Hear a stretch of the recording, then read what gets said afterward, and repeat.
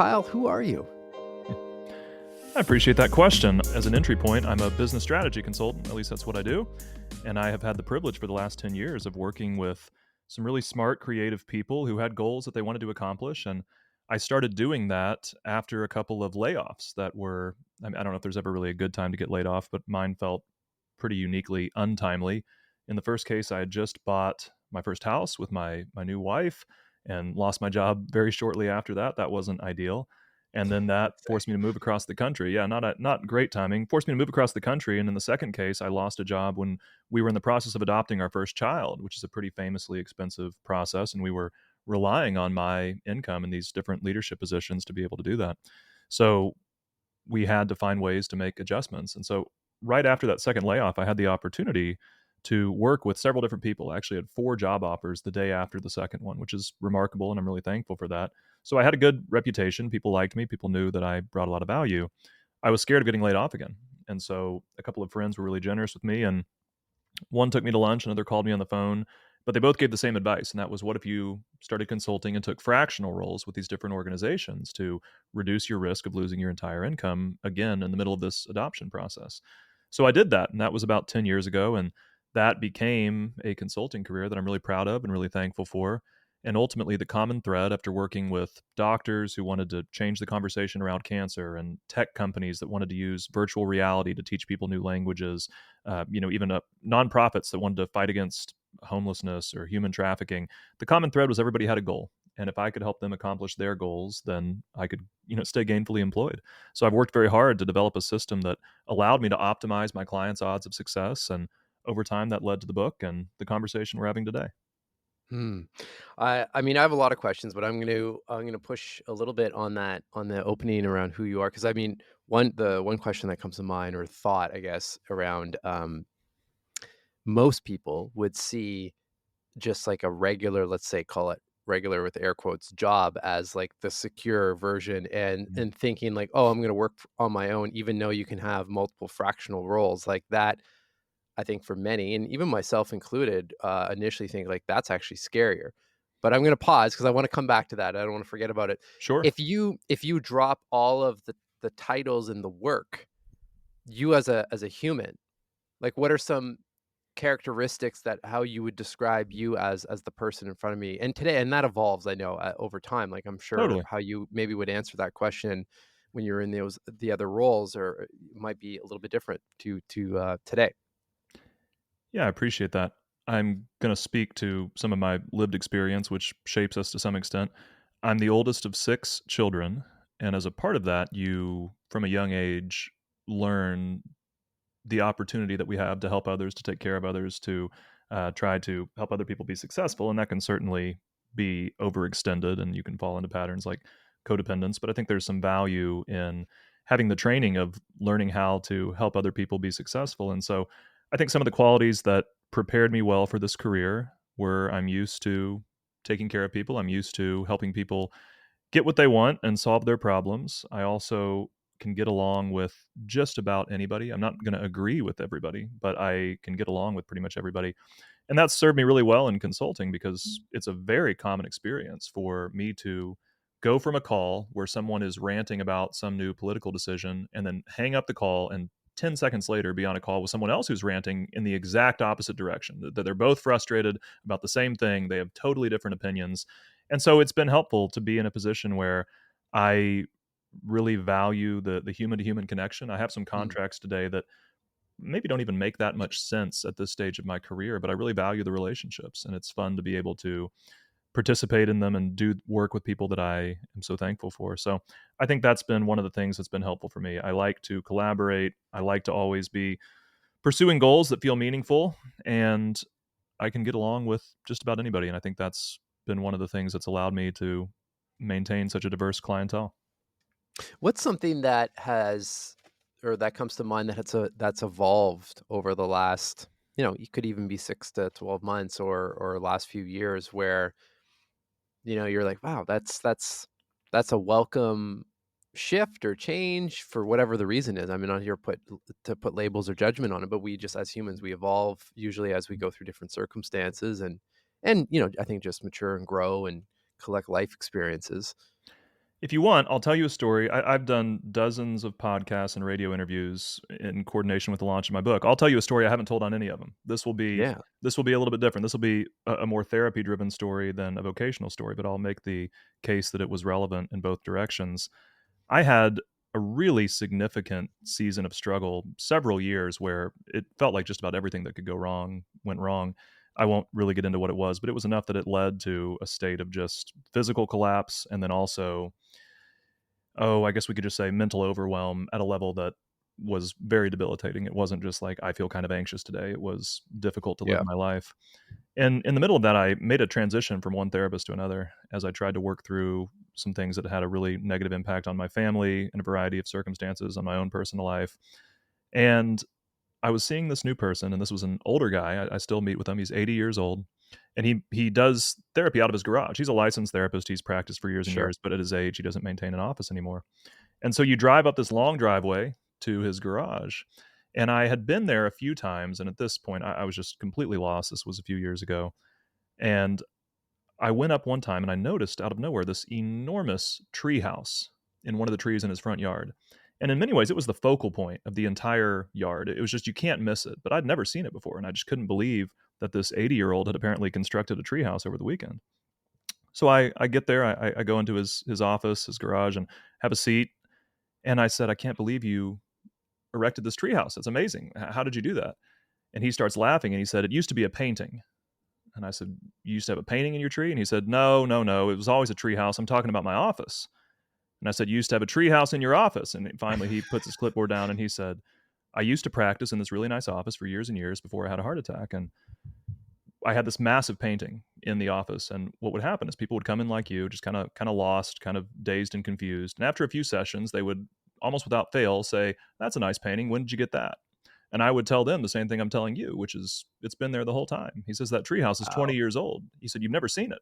You were just that lost that you never noticed this huge thing right in front of you because that's how disoriented you'd become. And he said, this is really good. He said, this is a sign that we're making progress. You saw the treehouse. He said, healing happens in the present moment. You're somebody who tends to live a lot in the past or a lot in the future, and you miss what's right in front of you. And so that I think would, in many ways, be a picture of a change that has been really significant in my life and has been really significant in my consulting work because when you're working with so many different people, it can easily get overwhelming. You're never going to have a day where every client's in a good mood. You're never going to have a day where every project's going well. You're almost always going to have some of both. And it's easy to be scattered in your thinking. It's easy to be overwhelmed. It's easy to worry about what's coming or regret what went wrong. And I think one of the biggest shifts for me has been developing the ability to sit down in a chair and just be a person in a chair. And it's not about what I'm going to do tomorrow. It's not about what I did earlier today. It's about that moment. And I think that's something that has brought a lot more balance into my life. It's funny in some ways. I think it's been a frustration to some of my clients because they want me to be as exacerbated about their problems as they are. And there's an extent to which we want to validate people. And I certainly make an effort to honor what they're going through. But I'm not ready to, I guess, take the level of emotional ownership that I have in the past for some of those things because a lot of that emotional ownership is just them living outside of the present moment. That is profound. Like I could just I have, and I'm sure as many listening have the like their own version of the visual. Like I see the driveway, I see whatever version of this treehouse, and I just think of that therapist and like how cool of a trigger or sense of acknowledgement of like, oh, we're at the treehouse moment for anyone coming by. Like that is really interesting. And I Yeah, it was imagine like remarkable. I wonder if that do you have like my self-talk would be, in years later, I feel like I'd be saying things like treehouse moment or there's the treehouse. Like, has that come up since in other ways? Like you said, the way we think about things morph a little bit. So the idea of the treehouse, for him was an illustration of kind of the value of the present moment. He says that Hmm. a lot. For me, one of the ways it's morphed in my own thinking is I've kind of adopted the phrase right here, right now. We think about things like wherever you go, there you are, stuff like that. I kind of try to have this mentality that I want to be right here, right now. And Yeah. that's, I think, where it's gone in my head. So I don't necessarily think treehouse as often as I think right here, right now, but it is definitely kind of an adaptation of the same idea. So this whole example, though, it's a beautiful, like this is the exact bridge that I actually wanted to talk to you about because it mixes the work that a lot of the work that I do and that, a lot of the people on this show listening and audience and so forth are interested in. And it ties perfectly, in my opinion, and I'm curious to get your perspective, ties really well with what you're writing about in your book and the whole idea of these success diagrams and looking at probabilities of success and failure when you're looking at projects and so forth. And the tie or the bridge for me is if you can't see the treehouse, it's Mm, really hard to pick the right kind of critical nodes or critical activities or the right probabilities and so forth because and most people, just given the work that I do, most people are in a state of survival mode right now. sure. 60-70%. I mean, the data is out there, unfortunately. I wish it wasn't the case. So it's like you kind of have to work on both, or the system just doesn't like it'll fail, right? It's like this is my I'm biased because this is my pitch. Like when talking to organizations where they all for the most part have some sort of strategy that they're operating off of. It's not like they're just running a company without any kind of direction. But then at the same time, the people that are executing that direction are at like 50% mental capacity. Like something's gonna give, right? How I do think you so. how do you work with that with your clients? You know, when I work with clients, I teach people to create a success diagram, and my goal is to help them map out. First of all, we need to know what is the actual goal, and it's funny how often that is, quite a lift in and of itself. I remember being in a really interesting environment one time where it was me and another consultant, and the other consultant went up to the whiteboard and sketched out this $600,000 payroll for this really small business that wasn't even making that much per year. It was a very specific vision, and it was, this person's going to start referring to themselves as CEO, and here's how we're going to do all of this.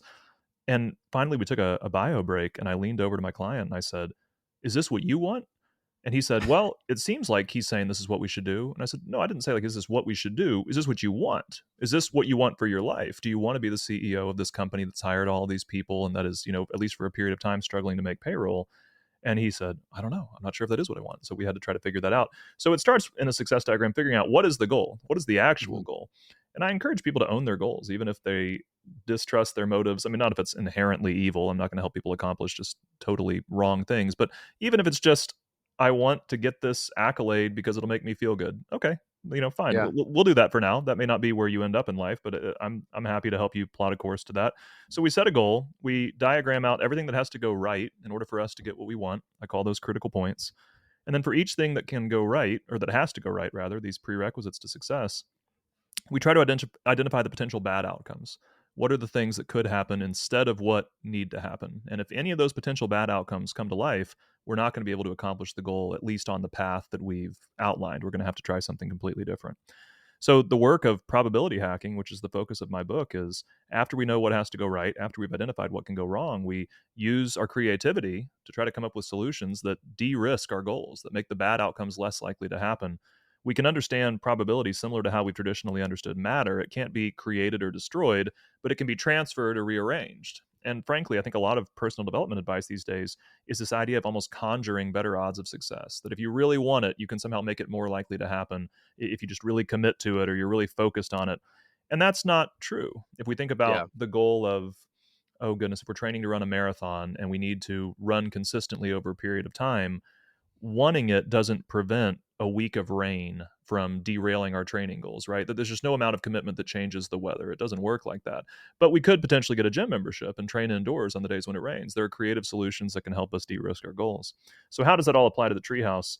As you mentioned, there are so many things in our lives that we're missing, and success diagrams, they're not necessarily about living in the present moment, but they are about stopping long enough to do a 360 look around and say, what do I actually want? What's going to have to go right? What could go wrong? The story of the treehouse is a happy one because a treehouse is a happy thing. But what if what I'd missed was a T Rex? What if it was a giant dinosaur that wanted to eat me? That could have had a really different ending if it had been something that was a danger to me. So we're not only missing good things when we're overwhelmed or when we're moving a little bit too quickly, we also are missing things that could be a threat to our success. And that's what I try to help people find through the system. What I really love about the whole system and the setup is just essentially, I mean, it's kind of like forced journaling in a way or forced reflection that just gets us, and this is, I think, where the treehouse example comes in. Like it forces us to pause because Mm. many, and myself included at times, like you, it's easy to get onto kind of an autopilot scenario, and you think up an idea or a project or whatever it is, and usually that comes with some hype and some excitement and so forth. And I know very like I launched an app that reached 90 million people, and in the Wow. same year we had to shut it down because I missed some things along the way. Not just me, the team as well, of course. But it's just that was a big lesson around. I think if you pause and put aside kind of the shiny objects and the things happening around you, and like to your point, get really clear on the goal and like the critical kind of the factors that have to go right for that to materialize, then you're forced into reflection. And in today's world, I'm biased because this is a lot of the stuff that I love, but like I think that's a superpower. There's so much coming, like getting thrown our way that like people have just almost like stopped thinking in a way. And Oh, I you're think you're that's saying very the true. opposite here in the Well, system. I'm encouraging the opposite, but I think you're right Yeah, about the status quo. yeah.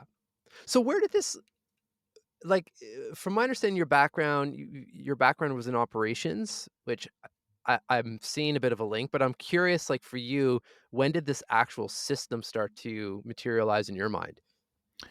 Sure. Yeah, I was a department director in product development, followed by an operations manager. I had a few different roles like that. Basically, this system emerged from me trying to find a common denominator that allowed me to juggle very different projects and ultimately contribute value. It also was certainly informed by the layoffs. In the case of my first layoff, I was the department manager at a health organization, got the job at 21 years old. I was managing people in their 50s, 60s, 70s, and it was a department that was in a little bit of a state of disrepair. And I came in and was effective enough at turning it around that at my annual performance review with the CFO, I got the highest grade that they give. And he said that in his entire career with the organization, and he'd been there for over a decade, I was only the second person to ever get it.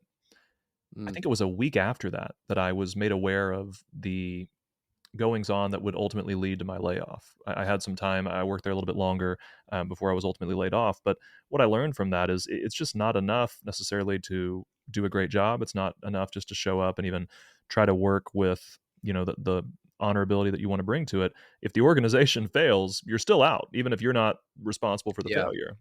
If there's just not enough money to pay people, there's just not enough money to pay people. So through those experiences of getting laid off a couple of times, and in both cases, after the second layoff, I had 4 job offers the next day. It wasn't that people just didn't wanna deal with me, it was the reality of some of those complexities.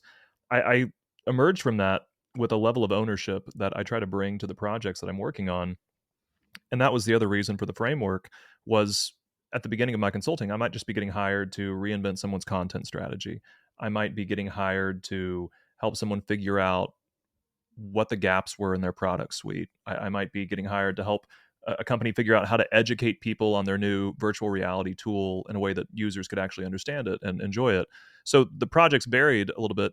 But again, what I tried to bring was a sense of ownership that would allow me to look beyond that and say, how can I make this project successful? How can I make this go well enough that it's not just about what I did today? It's ultimately something that's going to succeed. And so that's what led to a lot of the early success stories that allowed me to be more successful and find new clients. I got a nice compliment recently. I was working with a charity that digs wells for people in countries that don't have access to clean water. And I got a call from the project lead, and it was kind of off hours, and I wasn't entirely sure why they were calling me. We'd wrapped up a few weeks earlier. And so it was kind of one of those gulp moments where you're thinking, what is this going to be about? And I answered the call, and he said, "Hey, we just did our debrief on the work that we all did with you, and something came up that I wanted to discuss with you." And I thought, "Oh, great. What's yeah. this going to be?" And he said, "Something that really impacted us was whenever we would have conversations, you would never say you guys, you would always say we. You wouldn't say you have a problem, you'd say we have a problem. You wouldn't say, you made a mistake, you'd say we made a mistake. And I just wanted to call you and say we've worked with a lot of consultants and nobody ever talked like that. Nobody ever took the kind of Mm. ownership that made it feel like they were a part of the team with us.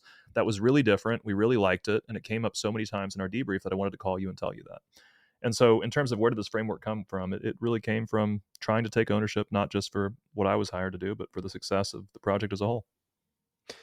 And because one thing I know about writing books is that I mean, one of the beautiful benefits of putting together a book is that it forces you to really get clear on obviously the content of the book, and in a way that is distilled down to a lot of different readers, and being able to pick it up and so forth. So I guess my question is, was it going through the book process that really brought the whole system together, or were have you just been using this or elements of it for years now with clients, with kind of like without even knowing, and it was just like that's how you were thinking? The book process as a whole lasted about 3 years, maybe even a little bit longer in terms of scoping to proposal to deal to writing to a few different reschedulings because of world events that conflicted with the launch date. And then ultimately we end up here. So I would say that if we're going back 3, 4 years, what was missing was the numbers aspect. Mm, I didn't have the mathematical basis for what I was doing. I knew that it worked, and I knew that it made sense to me. In the process of preparing for and writing the book, I needed a way to explain how I thought about these projects, and I ultimately found the math that was behind what I'd been doing all along. So that was in some ways something that was formalized by the writing process, like you've mentioned. I okay. wouldn't have prior to that explained it as something that was based in mathematics, even though it's very simple math. You can do it on the calculator on your phone, Yeah, and you but can it's do a lot of these tools. eye-opening. It is eye opening, and so then I had 3, 4 years to play with the math and Yeah. to continue to do this work and battle test it with the numbers included, and that ultimately was what got us to where we are now. So let's just, so I don't want to drag people along any longer without actually explaining what we're discussing here, because Sure. I've got a bit of a bias. I've got the book in front of me here. As soon as it arrived, I think I sent you a message. I'm like, I know when I have, at least for me, I know when I have a book or something in front of me that is high value, wherein I just start, like, I can't go from cover to cover because I'm jumping into the table of contents and obviously getting some context, but I'm like, no, no, I need to go right here and start working on this in relation to a project or projects, I guess you can say. And that's what happened with your book. And now I've covered the whole thing, but it was, I guess what I'm rambling about is that it was incredibly effective. I And appreciate I'd that. love to just get your take around, like, anyone listening here, because the way that I see it is that any kind of project, whether that's personal or professional, like, this is useful in kind of scoping out, coming back to what you were saying, like, whatever, understanding whatever your objective is, and then really understanding the math as well as the probabilities that this will work or not work, and give yourself the best shot at that success. And just the math alone, maybe Kyle, just quickly explain how that works, because when I first saw it, I remember going through the process and I'm like, "Oh, I mean, I would, if had I not gone through the multiplication of it, it's deceiving when you look at your critical kind of factors there, where like, oh, I would have thought that would had like an 80% success rate, and you kind of like group everything together, but when you start doing the math, you're like, actually, it's like under 50%, well, under 50% in some cases, right? Oh, sure. So just give us a high level overview of what success diagrams are. Yeah, let's do it in the context of an example that I kind of teased earlier. We talked about the idea of maybe you want to train for and run a marathon. So let's say that you have this goal of running a marathon. You have 3 months to get ready. So you hire a running coach, and your coach says, that's not a lot of time. I can get you there, but I'm going to need you to do 3 things for me. You're going to need to eat, sleep, and train exactly the way I tell you to. And if you stick with these 3 things, I can guarantee that you're going to be ready on race day. It'll take, an asteroid to kind of blow you off course, but if you cheat in any of those areas, if you don't eat the way that I say, don't sleep the way that I say, you don't train the way that I say, I can't get you prepared on such short notice. So in this scenario, there's 3 things that have to go right. We have 3 prerequisites to our success. I call those critical points. So if I were going to create a diagram, the goal is to successfully run this marathon. The 3 critical points are I need to eat, sleep, and train according to these different regimens for 90 days. So now that we've identified what we want and what has to go right, we start thinking about the potential bad outcomes for each of those prerequisites. So when we think about needing to train a certain way, what are some things that could keep us from adhering to that training routine? Well, bad weather could be something that maybe makes it where we can't go running in a thunderstorm. it's possible that our schedule could get so overwhelmed on a given day that we can't find time to train. Maybe we lose motivation as time goes on. Maybe we suffer an injury. So we have a list of all of the bad outcomes that could keep that from happening. And if any of those materialize, we aren't going to be successful. So when we have a sense of what has to go right and what can go wrong, we can start to estimate our likelihood of ultimately sticking with and accomplishing our goals. So let's just use some really easy made up numbers. Let's say that we think that there's a 70% chance across the board that we'll accomplish these three prerequisites. A 70% chance we'll eat the way we're supposed to, a 70% chance we'll sleep the way we're supposed to, a 70% chance that we'll train the way that we're supposed to. At that point, a lot of humans fall into a trap called averaging. If we Yeah. feel good Well, about eat What's that? my I'm just raising my hand and we're Oh, like, sure, "Yeah, sure. that's great probability." Totally, 100%. We hear that and we say, "Okay, 70% across the board." A lot of people would say we have a 70% chance of accomplishing the goal. Even Yeah, people who know the math on paper in their daily life, because I have a lot of people yeah, who will say, "Oh, I would have gotten that right." You would have gotten it right if I gave it to you as a math problem with no context, maybe. But totally. in our daily life, we average. If we feel good about the prerequisites, we feel good about the goal. That is not mathematically sound. That's not how it works. In reality, if we want to find our overall odds of success, because all three things have to happen, these are true prerequisites, then we have to multiply each of them together. And so, just to kind of demonstrate how easy this is, I'm picking up my phone. I'm going to open the calculator app and I'm going to type zero point 0.7 times zero point 0.7 times zero point 0.7, three prerequisites. That's a 34.3% chance. So we don't expect to be successful on this. Even though we feel good individually about each of these things happening, Yeah. more than likely we're going to drop the ball in at least one of those areas. So when we do this math, we start to realize that we have an explanation for maybe a lot of the failure in our lives, a lot of the failure we see in our worlds. Why do so many people fail at their New Year's resolutions? Well, there might be a lot of things that need to go right in order for them to accomplish that. Why do such a small percentage of mergers and acquisitions create lasting shareholder value? Think about how many things have to go right for a merger to be successful. I mean, way more than three, right? Those are Mhm. complicated goals. And so when we realize that even with good individual odds, the number of prerequisite steps can push us into a bad overall outlook, we start to understand better that maybe we haven't been getting unlucky. Maybe the world wasn't rigged against us. Maybe we were getting our predicted outcomes. So, in some goals, we have an opportunity to overcome that through multiple attempts. We can try more than one time. I tell the story in the book of Thomas Edison. He's in a race to invent the first practical incandescent lamp and get a patent that could really change his career. He's racing against a bunch of other people. And what it all comes down to is they're trying to find a filament that can get hot enough to glow and emit light without catching on fire or snuffing out. My dog just gave a little shake in the background there. They're trying to get a filament that's hot enough to glow without catching on fire or snuffing out too quickly to be worth the hassle. So, what he did that was different than all these other inventors is he experimented with 6,000 different filaments. And he ultimately finds carbonized bamboo, this unlikely candidate to be the one that could last the longest without burning out or catching on fire. That helps him get a patent that's really influential to his success. So, in some cases, we can try multiple attempts. In other cases, though, we can do something that I call probability hacking. And it's just using our creativity to take as much risk as possible out of those potential bad outcomes. So, when we talked about the bad outcomes associated with training, we mentioned injury. Well, there are some specific stretches you can do before you run that I'm told by experts can reduce your risk of shin splints and some of the injuries that might happen as a runner. If we're worried about our schedule getting swamped, it might be really important to train first thing in the morning before life has a way of derailing us. We mentioned that, a response to bad weather might be to have a gym membership so we can train inside if we need to. If we're concerned about a lack of motivation, we might want to get a running partner, somebody who can go out with us and ultimately help us maintain our motivation as we do this work for 90 days. So when we've done all Yeah. of that, we have an opportunity to reduce risk, and then we can go back to how do we feel about this goal? Are we starting to think that this is something that we have a better odds of success of accomplishing? So if we were to probability hack, eat, sleep, train, again, very made up numbers, but let's say that by the time we're done, we think there's a 90% chance that we're going to eat the way we're supposed to, 90% chance we'll sleep the way we're supposed to, and train the way we're supposed to. If we look at those numbers, it's still not something we can average. It's still not a 90% chance of success, but it is, I think, a 73% chance of success. I multiplied poorly. Let me double check. Yeah, 72.9. It is a 73% chance of success. This is now something that was predicted to fail and is now predicted to succeed. And it started with some intentionality. It started with kind of slowing down enough to see the treehouse or see the T Rex and then use our creativity to change what we think we're going to get.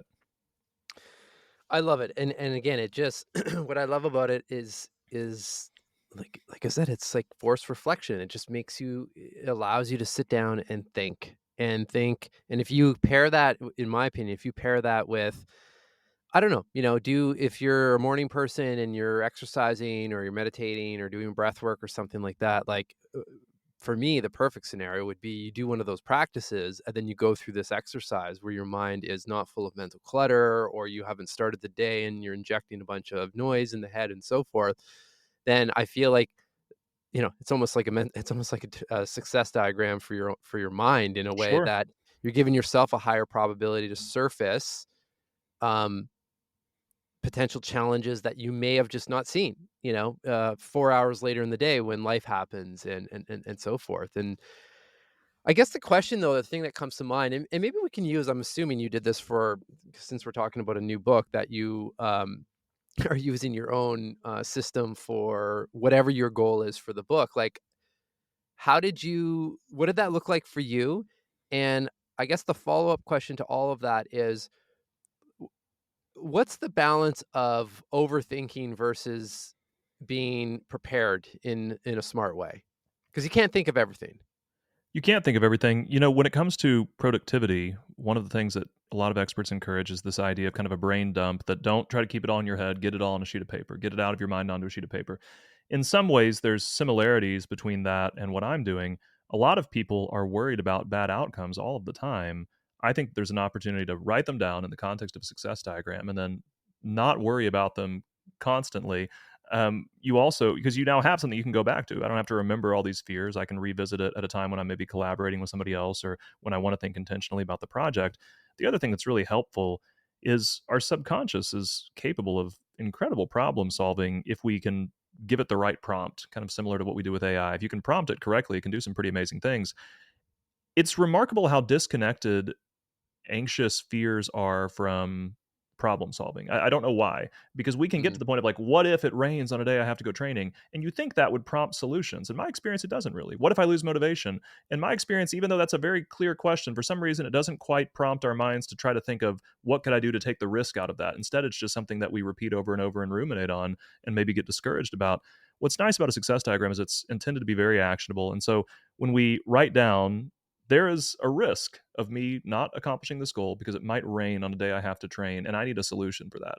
At that point, we can go about our day and just let our minds work on it, wait for new input that might change how we feel. We have the yeah, opportunity to ask for advice in a context now. We can say, here's my goal, here's what has to go right, here's what could go wrong. Will you help me brainstorm solutions? And so when we do that, I find that we don't have to necessarily slip into overthinking. It's all on a sheet of paper. We don't have to try to keep it all in our heads, which is a big problem with overthinking.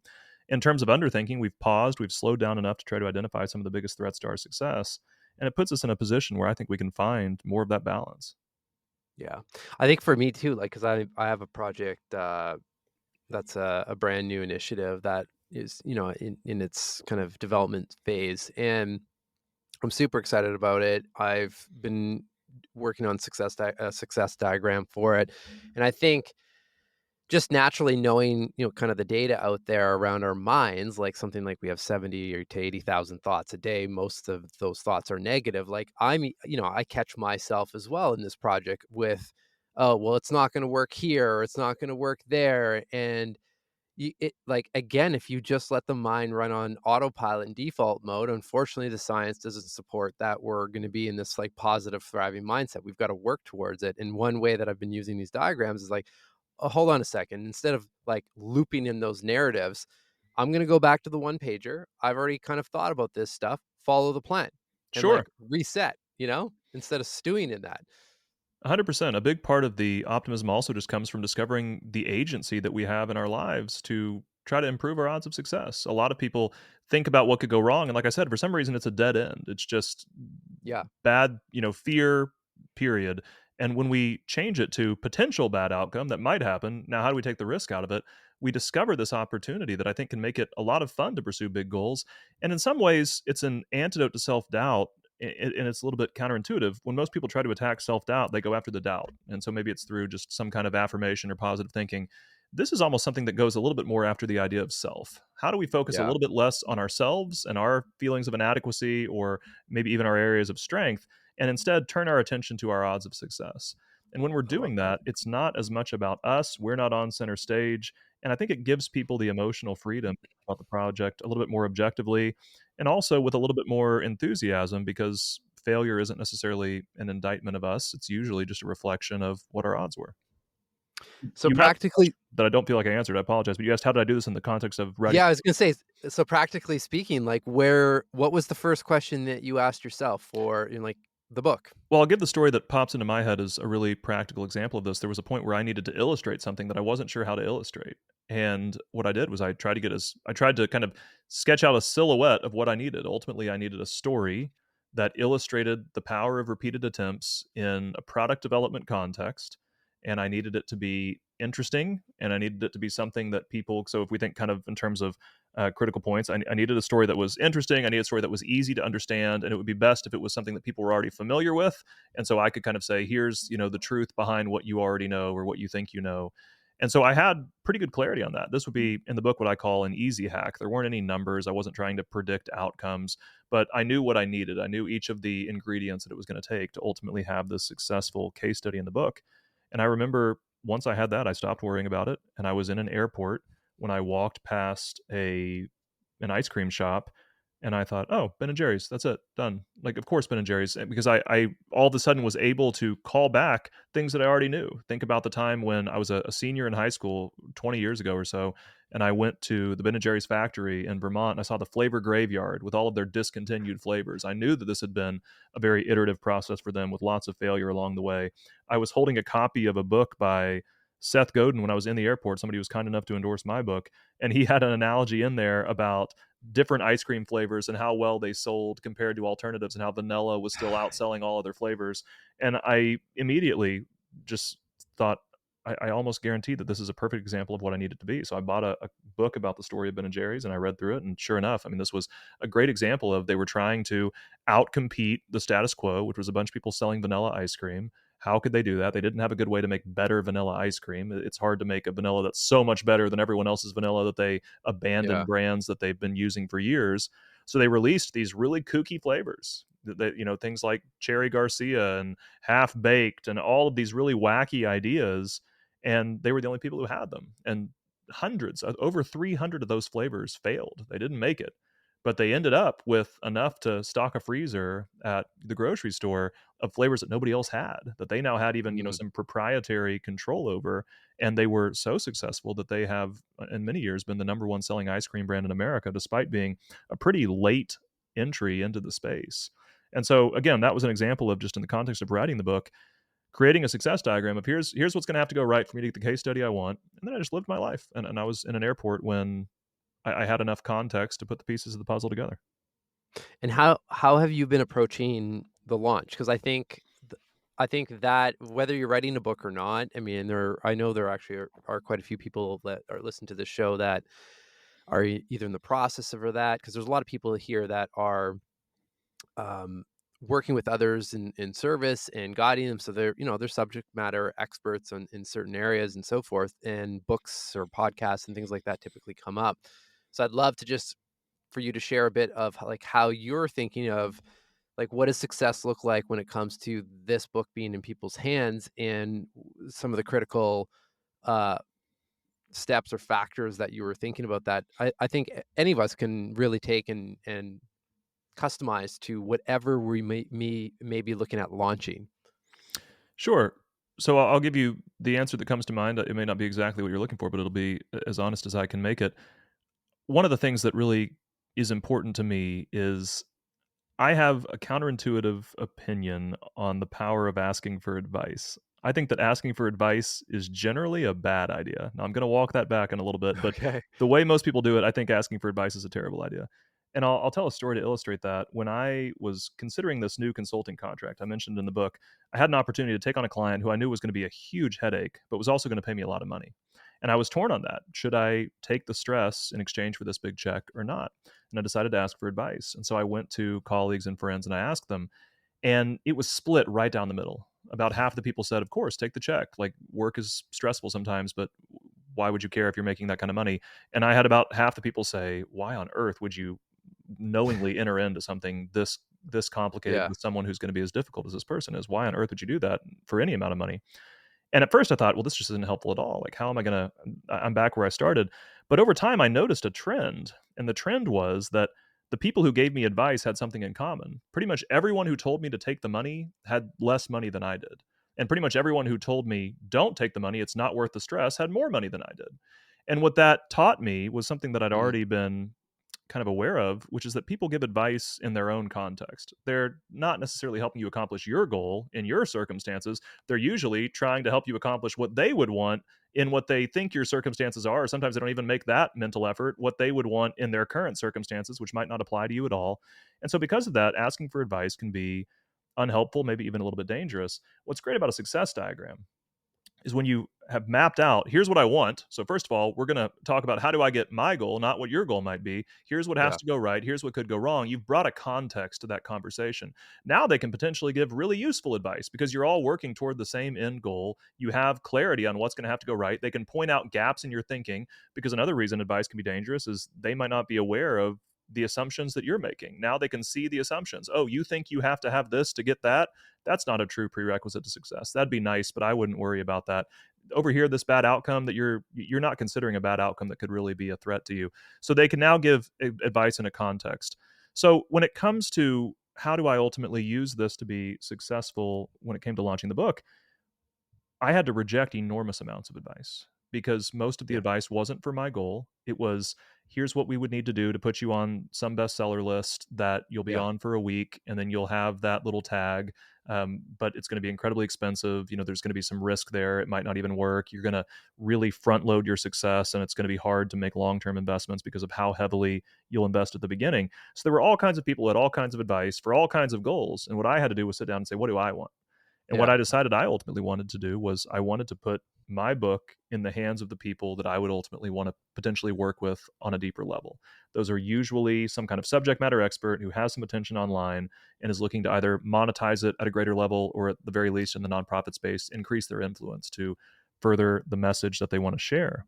So Mm, the success diagram to me very simply was, first of all, write a book that ultimately is generous and demonstrates to people what I have to offer at some level, and then find a way to get that book in the right people's hands. And one of the most straightforward ways to do that was to go on podcasts that had listenerships that were attracting the kind of people that I like to spend time with, the kind of people that I like to talk with and work with.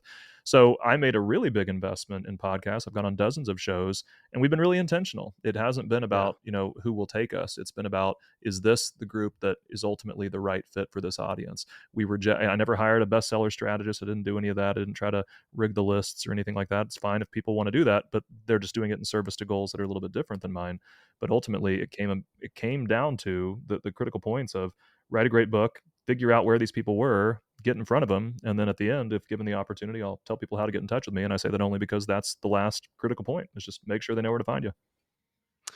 I love it. I mean, it's just a good reminder because you're. I mean, being in the book space myself, I've seen these blog posts or advice, and you're right. Like it comes back down to if you want to hit these bestseller lists and so forth, and it doesn't like that's not the end all be all. And and when you really start looking at it, it's kind of a risky strategy because sure that you can argue that there's some volume metrics in there that if you can get enough pre-orders and so forth, but then there's also a bunch of like political things that are going on that I think most people have no idea when it comes to especially like New York Times bestsellers and so forth. That I don't know, again, it depends on your goal, but like do you want to go down that route and what does it really mean for you?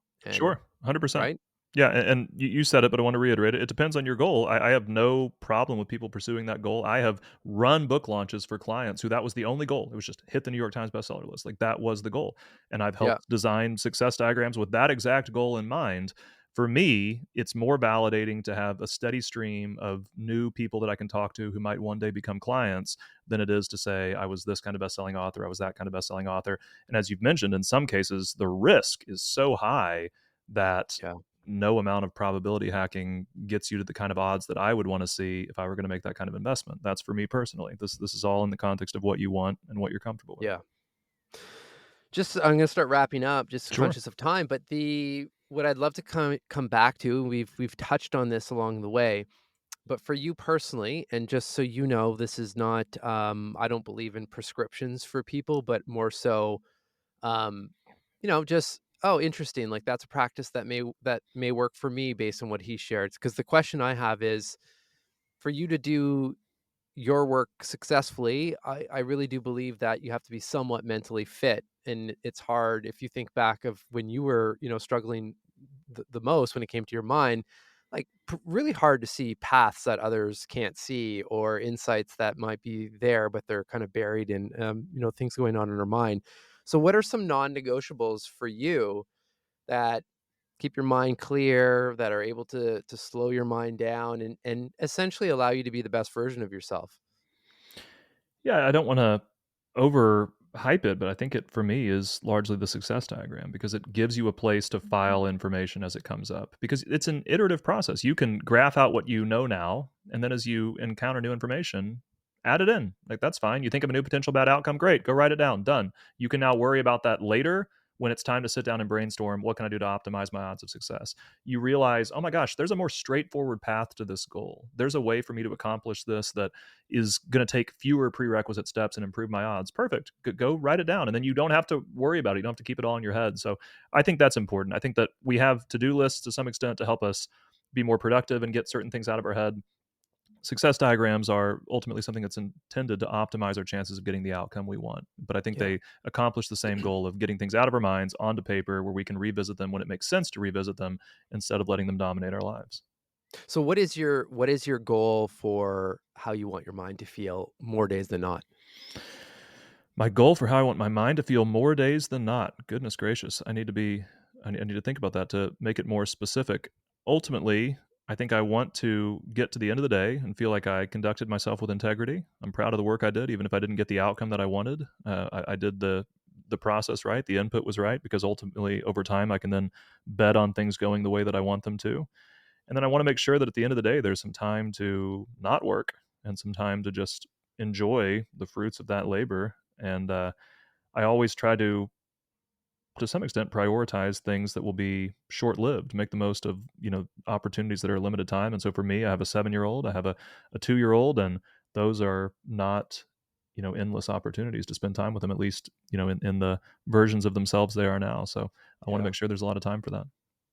Do you have any kind of non-negotiable practices that are in your daily routine? Like whether if I mean for me as an example, I typically do a few minutes of breathing in the morning. Journaling is a big one, hence why I'm so I think jazzed about your success diagrams because to me I just see that as journaling in a way.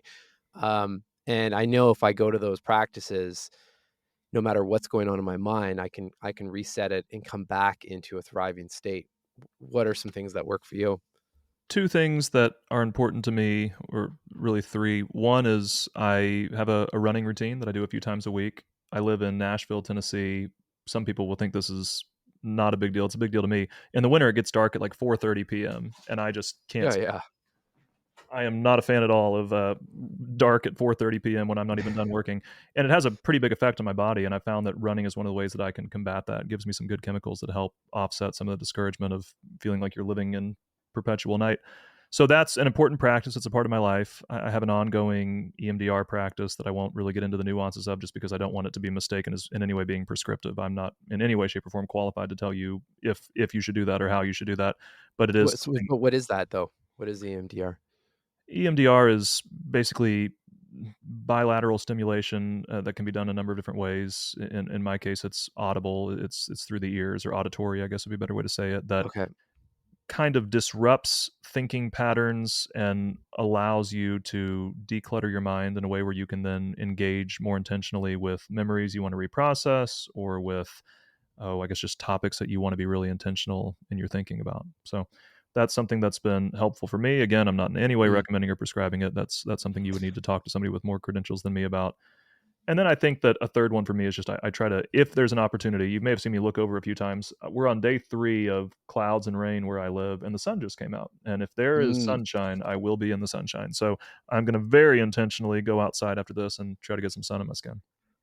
That's a big one. I mean, I'm just off the so I'm in just outside of Toronto, Canada, and it's been snowing the last few days and so forth, which is nice. We have a ski hill around, so it's great. But with that, for the most part, it's pretty cloudy, and I'm working on the second book, and I was just in California with my co-author, and I could feel it right away. I mean, physically, obviously, the sun, and I'm like, gosh, like this is how you guys live the majority of the time. I'm like, how like everyone should be smiling here all the time. 100%.